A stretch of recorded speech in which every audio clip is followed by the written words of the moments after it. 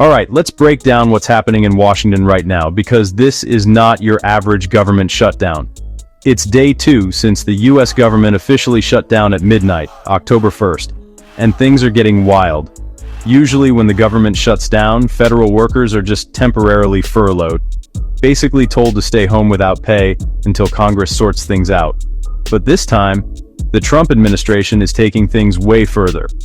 OMB Director Russ Vought told House Republicans, on a private call by the way, that actual layoffs are starting in the next 1 to 2 days. Not just furloughs. Layoffs.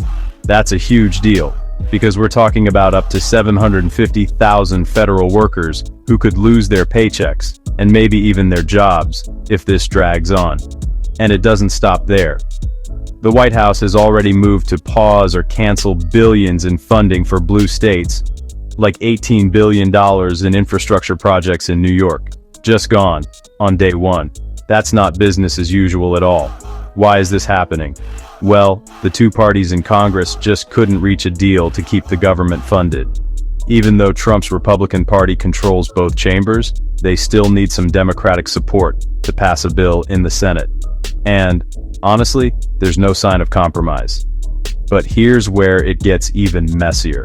Legal experts are saying the administration doesn't actually have the power to just start firing federal workers during a shutdown.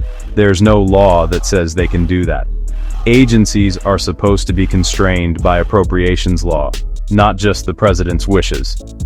Some are calling this move an illegal power grab and political intimidation. In fact, unions representing federal workers have already filed lawsuits to stop these layoffs from happening. Meanwhile, President Trump is out there saying, "We can do things during the shutdown that are irreversible, like cutting healthcare programs and laying off people from jobs and programs Democrats care about." So, what's next? Honestly, nobody knows. There's no clear end in sight, and the stakes are sky high.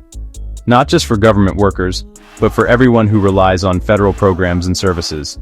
I'll keep following this story, so hit follow if you want the latest updates. Because this shutdown is like nothing we've seen before.